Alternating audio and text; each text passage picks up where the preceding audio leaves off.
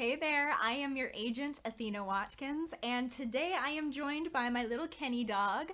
He has been desperately trying to make it into my videos up until this point, so I figured now that we've talked through how to buy a home, let's talk about how to get your dog used to living in a new space. Let's get started.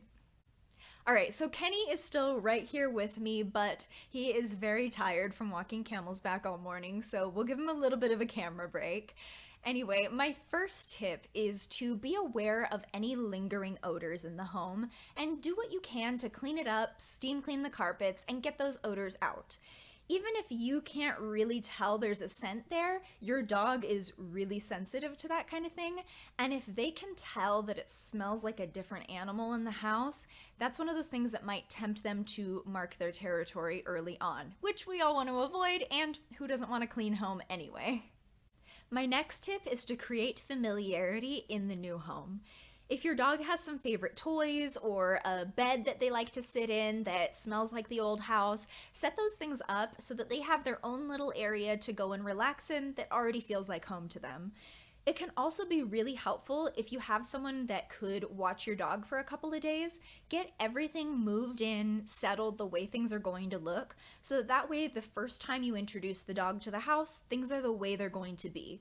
Sometimes it's stressful for them to watch the whole unpacking process and have things constantly changing, so that way they're getting used to the environment the way that it's going to be.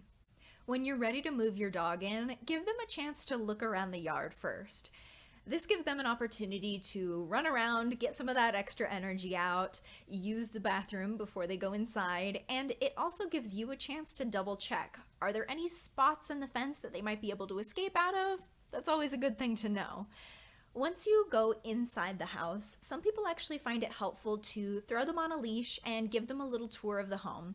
This way you can establish from the get-go, here are the rooms you're allowed in, here's the rooms you're not allowed in, and also if you have extra stuff lying around because of the move, like extra cleaning supplies or valuables, you're giving your dog an opportunity to get to know the place without getting into trouble.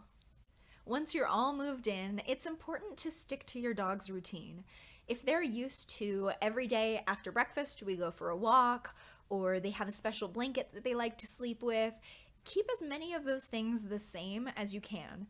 There's a lot changing in their world when you move, and so if you can have those things where they know exactly what to expect, it helps keep them a little bit more calm. Next, try to get familiar with the area.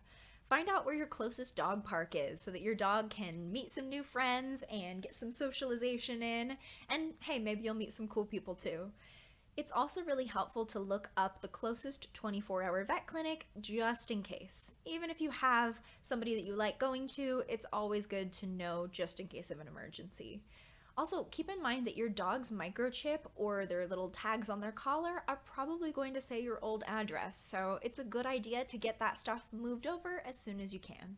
Finally, just try and be patient with your dog.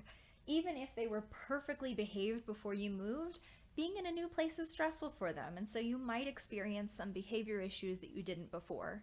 Give it some time, give them plenty of exercise, stay consistent, and hopefully with all of these tips, it'll help ease that transition so they'll be back to normal in no time. I hope this helps you out. Let me know if you ever have real estate questions because Kenny and I would love to help. Have a good one.